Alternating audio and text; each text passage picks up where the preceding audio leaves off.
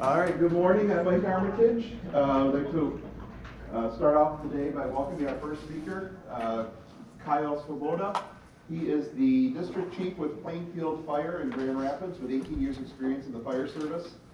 He's led multiple agency initiatives, including comprehensive risk reduction, and volunteers as a member of the state's My Prevention Initiative. As the operations section chief of My Prevention, he reviews fire fatalities throughout the state to determine events that can be utilized in reducing the growing number of fire deaths. His presentation will enhance dispatchers' understanding of actions that increase the occupant survivability of the fire. So I'd like to welcome our first speaker, Kyle. Good morning. Good morning. I do appreciate you guys taking the time out of the day to come down with such a cracking weather outside. Grand Rapids is a fun place, and usually we have better weather than this, so I apologize for that. As Mike said, I work with Plainfield Township Fire Department just north of Grand Rapids here, and one of my jobs is to do community risk reduction. So if you know any firefighters, everybody likes to fight fire, everybody likes to do the crazy fun stuff. I'm the guy that says, well, let's take a step back and not have to do all that stuff. So you can tell that I'm loved in the firehouse. In 2017, I was approached by the state fire marshal's office saying, hey, we have a fire fatality problem in the state of Michigan. We're pure Michigan, but we're not safe Michigan. And the problem that we have is just last year alone, as you can see in front of you, I left some statistics. We've got 136 fire fatalities, a pretty substantial increase in 2017. So we started really looking at what was happening inside these fire fatalities in these homes to determine some trends, real-time trends. And what we came up with is what's occurring is occurring literally within the first 3 to 5 minutes of that fire starting before the fire department's on scene. So what does that mean to you guys? Well, you're the ones that are on the phone with the individuals that are trying to exit the home or the bystanders that are arriving on scene of the home. And so it's very important that we can bring this information to all of you, and then you can bring it back to your dispatchers and stuff back at your places. So some of the trends that we found were different than national trends. National trends, if you read a lot, are cooking fires, the #1 leading cause of fire fatalities. In Michigan, smoking still, believe it or not. And whether we like it or not, or care for it or not, agree with it or not, but we did just pass a marijuana law in the state of Michigan that's going to be considered smoking. So in my opinion, my professional opinion, I think we're going to start to see an increase in fire fatalities related to smoking even further. Secondly, if you're a male, you're twice as likely to die in a fire than a female. So, sorry guys, you're kind of out of it here, And then one of the things that we found, which is what's significant to you all, is our fires are actually occurring in living rooms and bedrooms. Again, national standards are in kitchens. So if we're having, the fire side, we're always teaching kids, get out the front door. That's your primary means of escape. Well, when they're leaving their bedroom and going downstairs to the living room, we're actually putting them in the area where the fire is occurring, and that's never going to end well for our folks. So my goal in the next 45 or 50 minutes is to basically take you guys out of the dispatch center. I know some of you are in the fire business as well, and some of you aren't. I want to take you out of the dispatch center, show you what's going on in our fire scenes, a little bit of science. I'm a statistics guy, show you a little bit of statistics. Hopefully I don't bore you a whole lot there. So you can take this information back, and at any time, if you want this presentation, we can get it to you as well. So basically what we decided is that we have fire, and fire likes oxygen. Everybody knows that. We're taught as we're kids, we like to have oxygen to breathe. And one of the biggest places where we get oxygen in the fires is through the front doors. If we can control that front door, either keep it closed or close the bedroom door, the chances of that fire actually decreasing is very substantial. So that's what we want to do. We also know that the contents inside our homes are changing. I just saw a meme on Facebook a few weeks back, 1970s versus 2019. It basically was, a little corner of the house that had all the stuff taken out versus nowadays it's the whole entire front yard has the stuff in it from the house. What's significant about that is we've got more stuff in the homes, but everything's being made differently. Everything's synthetics and plastics. If you know anything about plastics, it's a derivative of petroleum, and we know petroleum is what we put in our car and make gasoline on. So when we start burning some of this stuff, we're having a rapid acceleration in the fire because, well, it's gasoline and it's petroleum. So we're worried about that. What we did find, we're firefighters, we like to burn stuff, so we did a lot of cool tests, and we found that by just simply closing the door, controlling the flow path of the fire is all the stuff I'll talk about, You greatly increase the survivability and you increase the opportunity to actually save stuff inside the fire. Again, the fires are increasing between 3 to 5 minutes. That's way before any fire department even arrives on scene. So the individuals that are there is in fact you guys on the phone with the occupants or the innocent bystanders. As I mentioned, what's burning has changed inside of our fires, so we're actually changing what we teach in schools. What we teach in schools is basically go to your door. If there's any smoke around your door, we need you to shelter in place in your bedroom and go to a window. Far different than I've ever been taught in my fire service career. What we find is that fire is increasing so fast, it's growing so fast, you can't outrun it. And if you go into any area where there's any bit of smoke, you're basically going to find yourself with poor results. So we know that if we can change and educate what we're doing, it starts with all of you. I'm a firm believer. I'm in the fire service. You guys are just part of the emergency service key as anybody else, as law enforcement, as EMS. You guys are a big part of what we do. So that's why I'm here today, is to teach you guys some of what we deal with. Some of the things that we found in our study is that we have larger homes. And when we have larger homes, you also have larger spaces. I just built a home a few years back, and my wife, she wanted to have all the open concept. Well, that's cool. I'll give you an open concept. And males, you're kind of laughing. Happy wife, happy life, right? She got an open concept home. Doesn't mean that it's safer, though, okay? We have open spaces, which, here at anything from my presentation, is you've got air in there, you've got oxygen in there. Back in the day when they were, the older homes from the 70s and before that, they were all compartmentalized. And so the oxygen in that room sucked out, the fire went out, you didn't have a real big deal. Nowadays it's all open, unlimited oxygen. And you add in the fact of what we're putting in our homes. I mentioned that everything is plastics and synthetics. This cup right here, plastics and synthetics. This cup right here, plastic and synthetics. All this stuff is all plastics and synthetics. So you have a bigger home. What did you say? That's metal. The top is plastic. Come on, work with me here. So we have bigger homes, we have bigger open spaces, and we have more crap filling our homes. It's not going to work well for our fire. And then for the fire side, we look at, well, at what point can the firefighters not go in and save anybody? Well, we're building homes a lot more sturdy nowadays. That doesn't mean that it's going to be sturdy when you add fire involved with that. So we've got void spaces, building materials are changing. All that adds up basically is the quicker fire. Fire's moving a lot faster. Within 15 seconds, a fire can be from the living room up to the second floor and out a window if we don't have a door closed. We've got shorter flashover. Any firefighters in here want to explain what flashover is? What is that? Scary shit. We're speaking on the same terms now. You know what? I'll give it that one. So it's basically at the time when everything in this room is going to just light on fire real quickly, and more importantly, it's not a survivable space anymore when it flashes over. Rapid change in fire dynamics, basically what that means is how fire's moving. Fire used to be kind of slow and work its way up when it was burning just the solid woods. That's not the case anymore. Like I said, 15 seconds it could go from the living room up to an upstairs window, and you've got a problem. What it means for the homeowners is they've got shorter time to escape. If we'll say a fire starts, the smoke alarm doesn't go off for a minute and a half, that only leaves them another minute and a half to get out. And can they get their kids and get out in time? Probably not. And then more importantly is shorter time for collapse, so the firefighters aren't even able to get in there in time to put the fire out and get the occupants out. So kind of a significant problem, and unfortunately we don't know where the service is going or what else things are going to be made out of in the future. So if we can get on top of it now, that's certainly what our goal is. So I'm going to show you a bunch of videos today. We may play them a couple times, and so you get a good look at it. So the next video that I'm going to show you is a side-by-side burn. Stuff on the left side is from the 70s. Stuff on the right side is from what we're having in our homes now.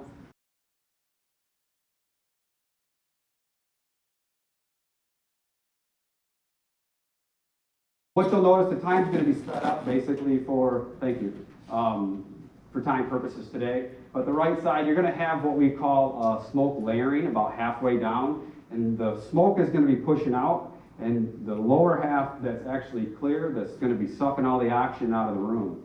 Something to consider with these fires is they have as much oxygen as they need. So our larger homes that have doors open, this is what they're dealing with. You'll see a flashover in about a minute or 3 minutes and 40 seconds on the right-hand side. That's the point where the fire's not survivable anymore. It's about ready to do that right now.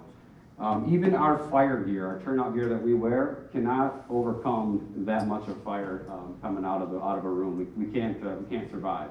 So in 3 minutes and 40 seconds, I don't want to scare you if you have kids, but your kids are going to not be able to survive that. What was the difference there? Just materials? It's just materials. So hardwoods, metals versus plastics and synthetics. Everybody wants something. What? They built it better in the day. Yes, they built it better in the day. So we'll watch that just one more time. I think it might be helpful. So as you can see on the left-hand side, it's kind of an older couch. It's ugly. Everybody doesn't like them. They get rid of them. On the right side there, you've got everything's plastics. Even when you go to, we'll say, I don't know what local furnishing places around here are, but you go there, everything's inside of what the outside layer is synthetics and plastics, or it's glues putting everything together. It's not solid materials anymore. So I think when it was done, it was like 30 minutes versus 3 minutes and 40 seconds. You guys don't have a whole lot of time to make decisions to get these occupants out of the home. And what I'll share with you is when that fire's burning, that smoke is pushing out. The smoke doesn't burn other stuff. What burns stuff is the fire. Now the smoke is deadly and it can ignite later on in the fire, but if we can close a door or something to keep that smoke in there, that fire is actually going to put itself out. So 3 minutes, 50 seconds basically. In the left side, at this point, you have curtains burning. The fire department's been notified. Basically, the response time for a fire department that's full-time, all house fires don't start next to fire stations, so we're looking at probably a 3 to 5 minute response time. On top of that, once you get on scene, you're going to have another 3 to 5 minutes of getting everything set up and getting ready to go in. And you look at our time frame, we're already behind the 8 ball on that. So it's something to consider when you've got people calling on the phone frantic. You've got to get them calmed down. We've got to get them relaxed so we can give them the right instructions. What we found in our studies is that when we change ventilation, so we introduce oxygen, we close oxygen, it really changed the dynamics of the fire. It helps stop the movement of the fire. And like I said before, those fires have unlimited oxygen. In our large homes today, we've got unlimited oxygen if we keep doors open or windows open. So that's what we're trying to curb. So when we limit oxygen, this is exactly what occurs. Now, I said there's a little bit of boring stuff in here. I don't have a bunch of videos, but this is very important to understand. On the left side is your heat. On the bottom side is your time. What the graph does is it shows it increases quite rapidly until at such a point it runs out of oxygen, and that's where you have that decrease in temperature. It actually decreases quite a bit. And the ventilation side, so when it occurs, it just jumps back up right there and right here. What occurs is either a window breaks out, a bystander decides they want to show up on scene and help and get the smoke out, starts breaking out windows. Law enforcement get on scene and decide they want to go help, they open up a door. Or it could be the case where the fire department gets on scene and they don't have water ready to go in a timely fashion to get on that fire. So you'll see a drastic increase right after that ventilation occurs, and about halfway up that increase is when that flashover that I showed you occurs. It's very rapidly, it's within seconds, and it's something that we're basically behind the 8 ball on if it occurs before the fire department arrives on scene. So we talk about those flashovers, and it's important to understand that where's the fire going? So we're going to call this the flow path of the fire, okay? So fire starts in the kitchen or living room, it's going to move up and it's going to move out. And so if you have a 2nd-story house, it's going to move upstairs. Once it runs out of oxygen in that room, it's going to be looking for more air and oxygen. So the flow path is going to be wherever that oxygen is introduced. So if it opens up a window, don't be between that fire and that window. If it opens up the front door, don't be between that fire and the front door, because that's where the fire is going to go. We talk about the changing dynamics of fire. It's going to happen very quickly and very rapidly. So we know that we can't do that. We want to make sure that we have water on that fire right away. Otherwise, it's not going to end up well for that home. It's crazy, but if this place filled up with smoke and it's thick black stuff, they can clean that off the walls. I've seen the craziest things in doing investigations. They come in, they basically freeze this room, and it comes right off the wall, and it's like brand new when they're done. We can't do that when something's actually attacked by fire and actually burns and chars. So if we can have a little bit of smoke, by all means, I'm pretty happy with that. So talking about the flow path, we did a fire investigation, I think it was last year. I was reviewing the fire investigation. Dispatchers get a phone call from a mom and a child in a 2nd-story home. They're having a fire. fire occurs in the kitchen. She gets her child, they start down the stairs, they get halfway down the stairs, and they can't make it anymore. We know they get halfway down the stairs because we can see their feet prints in the deep, thick smoke and the handprints going back up the wall. They retreat back upstairs to the bedroom. At this point, she decides, I'm going to try to get out the window. Opens up the window, fire department arrives on scene, there's fire blowing out the window. They find the mother and the child literally right underneath the window. Her failure, she didn't close the bedroom door. If you close that bedroom door, and this is what I'm telling you guys this, if you're on the phone with somebody, you've got to make sure that a door is closed before they open a window. That fire went so fast up and out that window that they didn't even have a chance. So it's important for you guys to understand this and bring this back to your dispatchers so they can, have an impact. The flow path is simply this. You can't see the heat in the smoke, but smoke is very hot. It's not hot enough to light stuff on fire, but literally outside that window, if you take a lighter, it's going to light that smoke on fire coming out. The flow path is that red heat that's coming up and out. Again, we stay low when we go in these fires because we can't stand even with our turnout gear on inside those fires and have a survivable atmosphere. I've been yelled at a bunch of times when I was a kid at home, hey, close the door. It's the same thing. If you open up the door, if you out there today, heat's going to leave and all the cold air is going to come in. It's the same concept that we're looking at there. Show a little bit of a picture about it. So on both of these diagrams, if we would think that there's a fire in that front living room, the front one there, if we vent the window or the door, the fire is going to mostly stay contained to that living area in the front there. Now, if we make a mistake and open up the back window or an occupant tries to leave out the back window without closing that bedroom door, you can see here that the fire is going to actually travel through the home very rapidly and right out that back window. So that's exactly what we're trying to stop. And if they're on the phone with you guys, closing the door is going to be their life-saving. So let's see that in a video. As you can see, the left side is a window. On the right side, you'll start to see a little bit of fire coming out. The front door was left open in this home.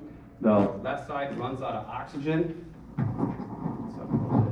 Left side runs out of oxygen, and you have a rapid fire dynamics moving to that front door. We're seeing this on doors that are open on every structure fire that we go to. It happens very rapidly. Again, it's probably 15 seconds from the time that fire decides it runs out of oxygen from that window, and it's going to blast right out the other side.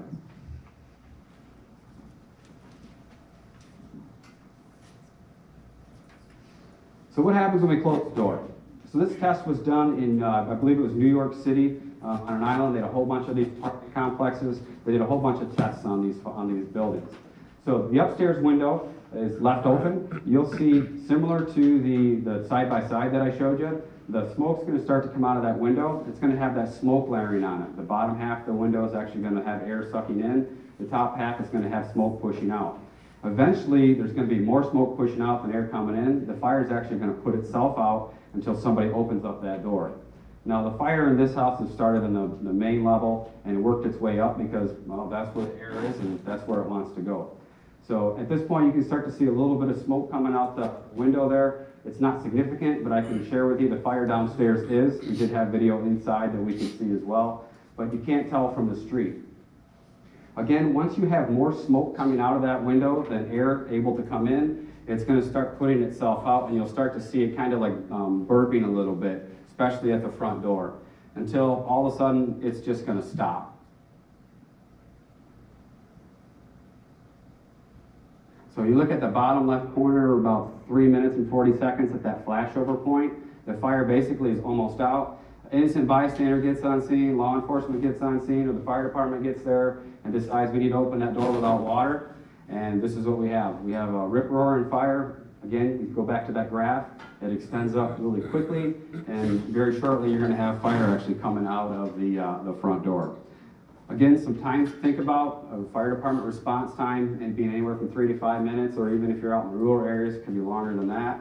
By the time we get water and available and ready to go, it might add a few more minutes. So we're looking anywhere from 8 to 13 minutes of having water on this fire from when it actually started.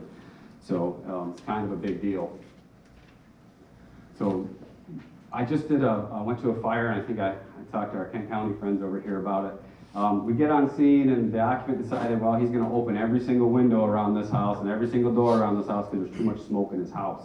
I'm like, man, what were you thinking? Well, I got to get smoke out, you know. We get there, we do our walk around, we close all the doors. It's a very significant save because we were literally right around the corner when the fire call came out.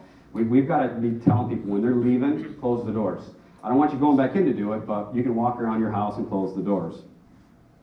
A little misconception on the fire service is back when I was taught firefighter operations, it was you have to vent. You vent the fire, you cool the fire then puts itself out.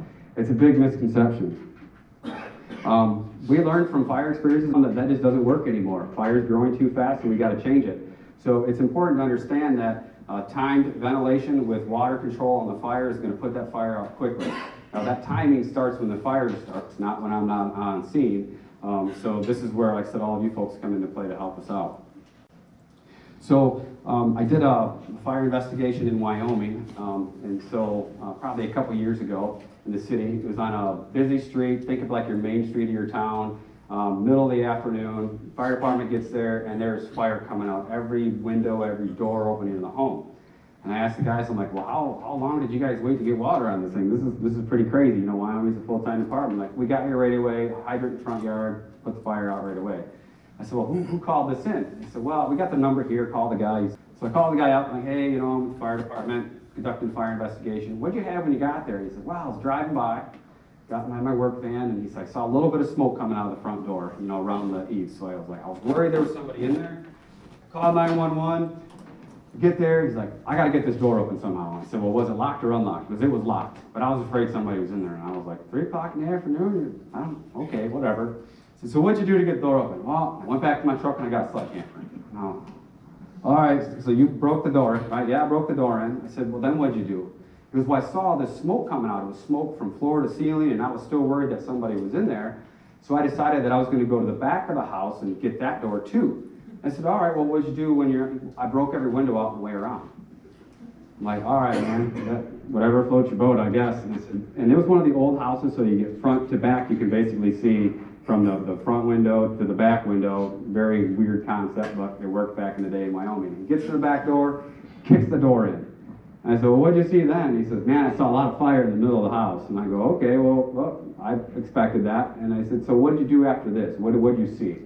He said, well, now there was fire in there, and I was afraid it was really hot, so I needed to get that heat out, so I went around the other side of the house and broke the rest of the windows out on the other side of the house.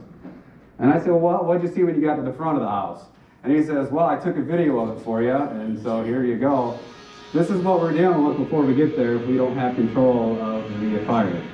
Now, I didn't have, you know, the heart to tell the guy that he basically destroyed this guy's house for him, but this is what I'm saying. He's on the catch, and you guys probably didn't even know what he was doing, but probably a healthier reminder to our people that are calling to not break out all the damn windows might be helpful for you.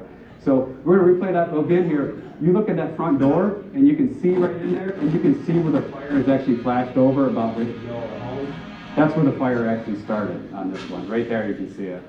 So kicking indoors and breaking out all the windows is not helpful to us by any means. So get out of the house and close the doors. So I don't know where this one occurred, but it was a very good fire. It shows the fire department gets on scene. They got a few windows that are broken out by themselves. So we're actually going to help it on this one. We're going to break out all the windows. We don't have water supply established yet. The smoke that's on the second floor is actually coming from the main floor. When that catches on fire, it's not the contents that are burning inside anymore, it's the fire that's been burning from the fire below it. So you got a rapidly growing fire in there. It's a big deal. We need to get it out real quick. And unfortunately, they didn't do it very well. So forcing the front doors and breaking windows is considered ventilation in our opinion in the fire service after doing all this research. And so it has to be done in a controlled environment. Controlled environment is when we're there, we're ready to put water on the fire and get it right away. If you don't have those steps in place, it's going to be very poor on that fire, and the impacts are going to be drastic. We could kill somebody, we're going to burn the house down, the house could collapse. Some of the houses we're seeing nowadays, literally within 5 minutes, they're starting to collapse on themselves, depending on how much money you spent in the homes.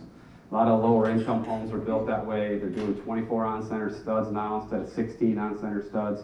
It's a big deal. So getting people out, closing the doors can help us out.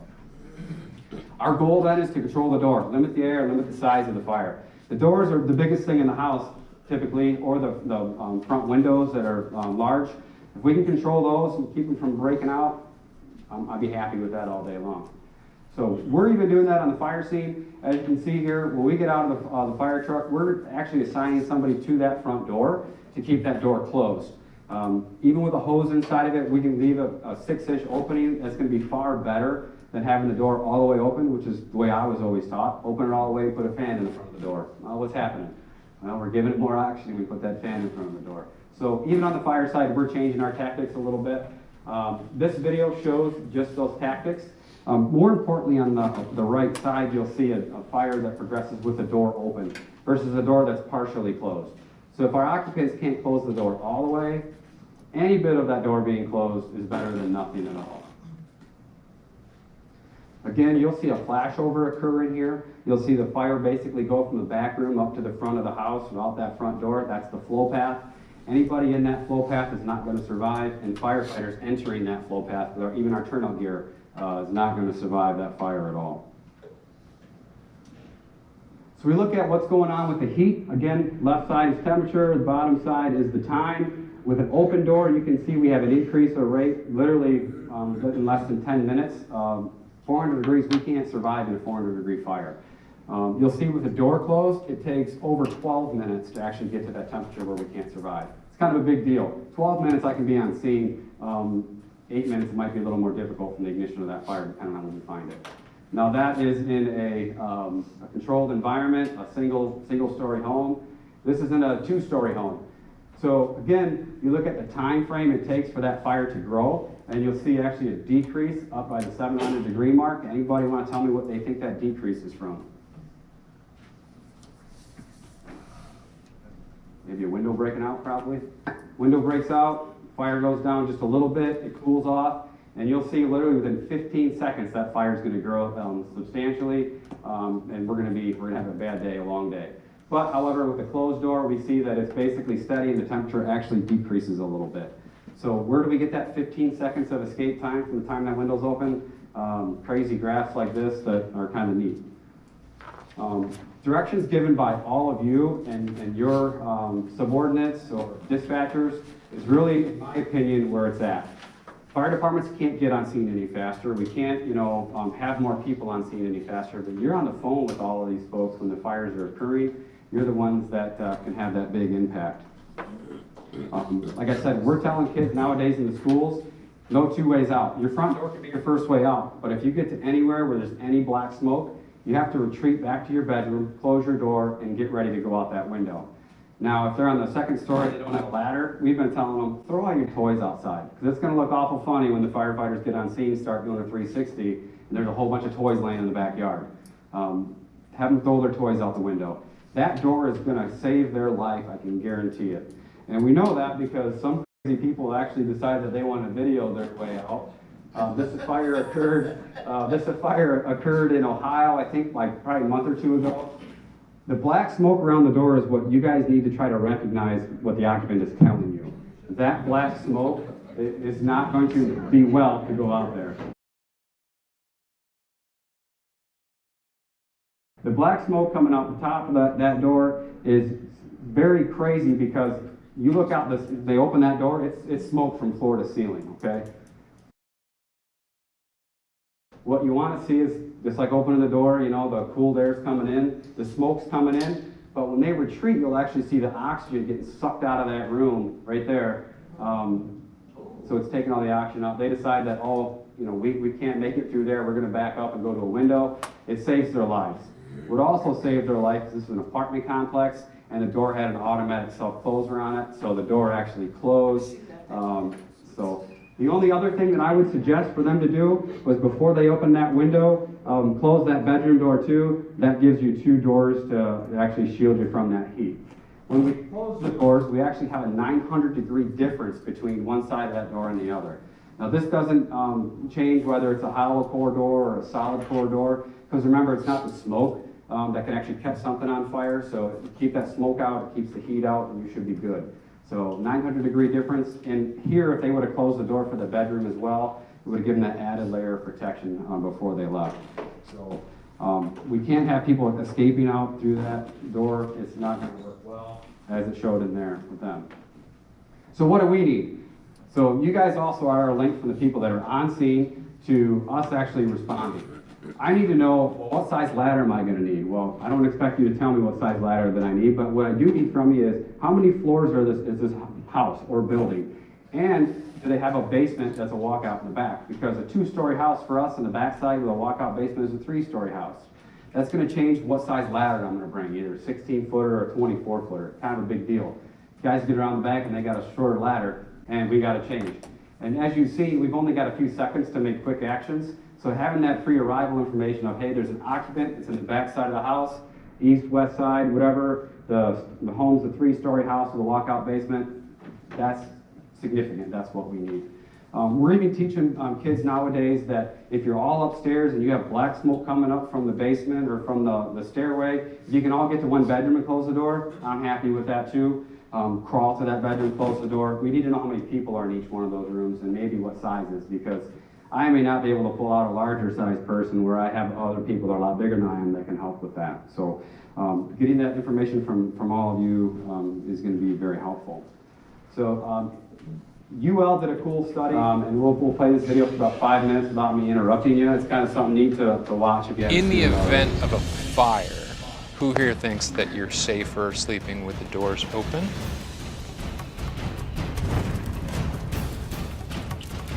I keep them open because I was a mom for so long. My kid's room is 2 doors down from mine. Always open. I'm not all that confident they would stop anything anyway.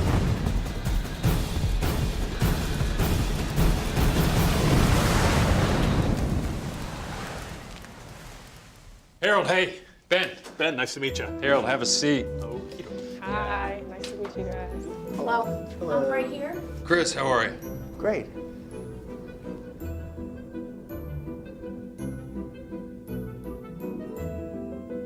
As you think about fire safety, what keeps you up at night?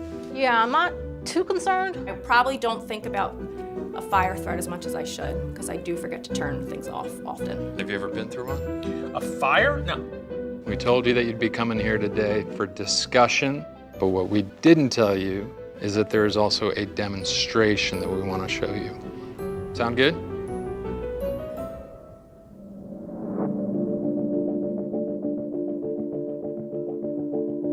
I want to introduce you to Steve, the director of the UL Firefighter Safety Research Institute. I'll let Steve take it away. Welcome. My job is to lead a team of people that study how fire grows and spreads so we can keep you safe. Here at the Delaware County Emergency Services Training Center, we essentially turn this place into a laboratory. We've got several structures around here that we build to simulate where you live. And one of those structures is right here behind me. What I want you to do is I want to take you inside here, and I want you to see how this looks like your home. And then once we get you outside, we're gonna go ahead and recreate what would happen if there was a fire in this structure right here. Look pretty normal? Yes. Yeah, got some furnishings. You'll notice the difference down here as we walk down. This bedroom door will be closed, and the one at the end of the hall will be open. And what I want you to do is pay attention to the comparison of the two of those and think about you and your family trying to survive this fire. All right, we just hit the button, we have ignition.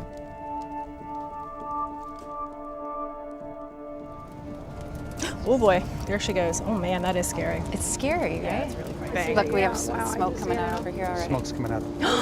What a lot of people don't realize is that the furnishings that are in our homes today are made of synthetic materials. So they burn so much faster than your old natural cotton-filled furnishings used to be. The statistics that we've seen through our research is in about 40 years ago, you had about 17 minutes to get out of your house after the smoke alarm sounded. Now you have less than 3 minutes. Holy crap. See, this is the things that we were.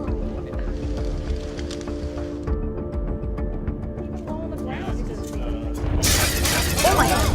Whoa. Can you feel that? How can you survive that? Seriously, that is insane. All right, go ahead, knock it down.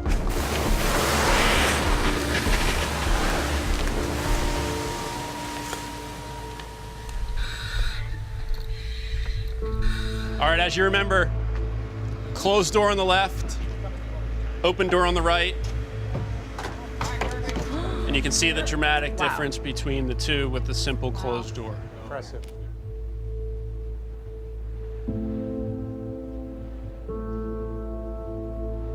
We want people to be as prepared as possible and understand the importance and how little time you have and what that simple barrier can provide to you and your family should you have a fire. I want you guys to throw some hard hats on and some safety glasses and at least poke your heads in the windows, or you can even walk in the hallway if you want. Give me a word or phrase to describe what you just saw. Anxiety. Frightening. Terrifying. I really didn't expect anything like this.